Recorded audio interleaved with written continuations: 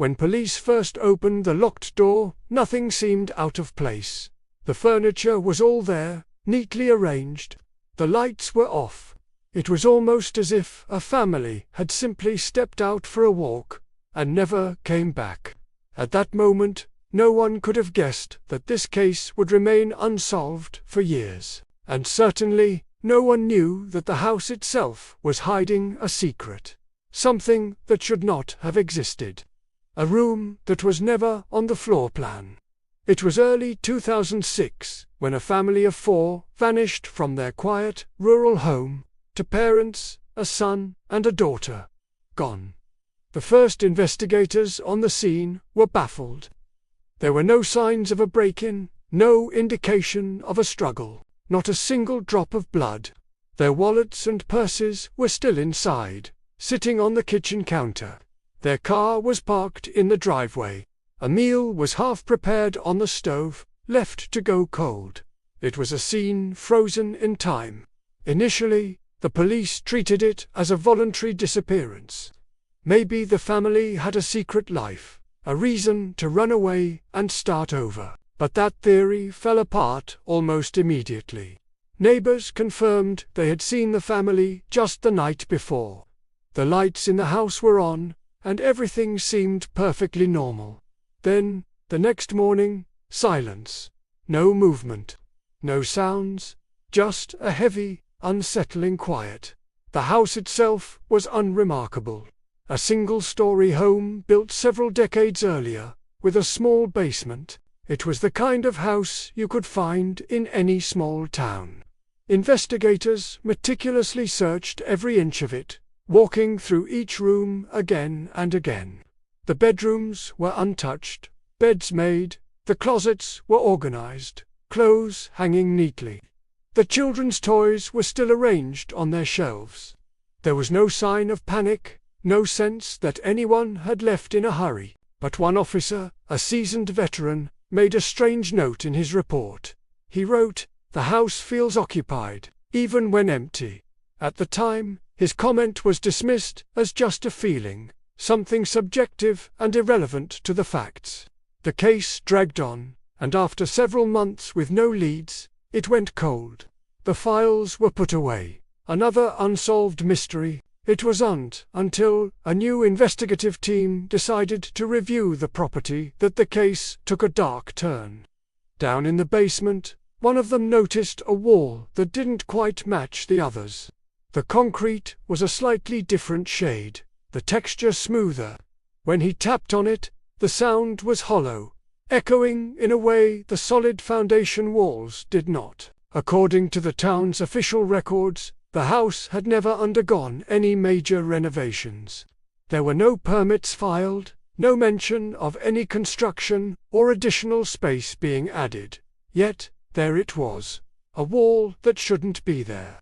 Driven by a mix of curiosity and a desperate need for a lead, the police decided to break through it. They brought in heavy tools, and the sound of a sledgehammer striking concrete shattered the silence of the abandoned home.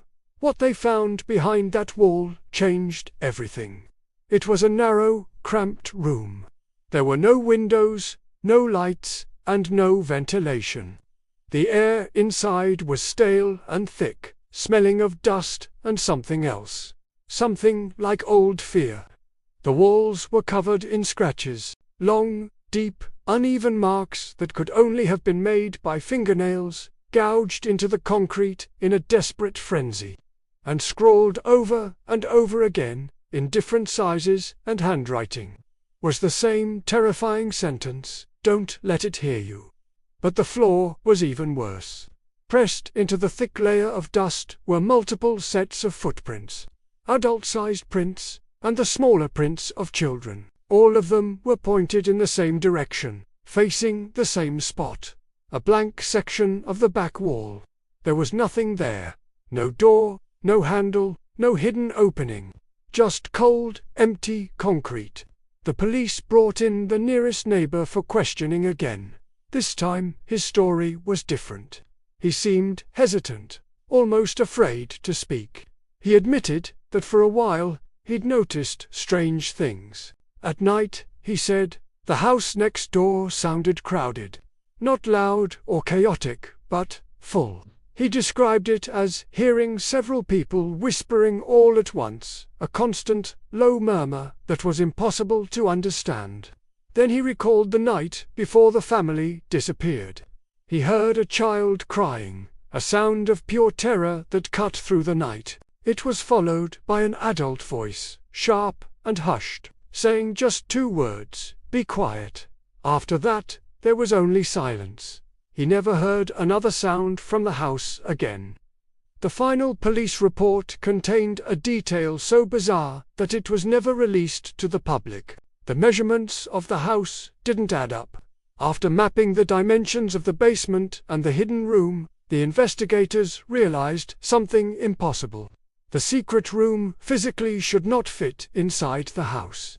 There wasn't enough space for it to exist between the basement walls and the outer foundation. One officer summed it up in a chilling, handwritten note. The room occupies space that does not correspond to the exterior dimensions of the structure. To put it simply, the room shouldn't be there.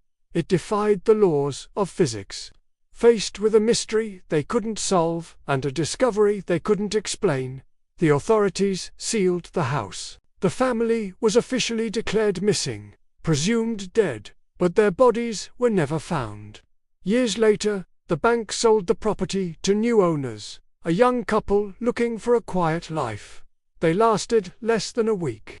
When they abandoned the house, leaving most of their belongings behind, their official statement to the police was brief and cryptic. They said only one thing: at night, the house sounds like it's trying not to breathe. The room was sealed again, this time permanently, encased in layers of concrete and steel. The case remains open, but inactive. The house still stands on that quiet, rural road, empty and silent. And somewhere inside, in the cold dark of the basement, the impossible room is still there. They just don't open it anymore. Thank you for watching. If you found this story as unsettling as I did, hit that like button and subscribe for more mysteries that defy explanation. Stay safe out there.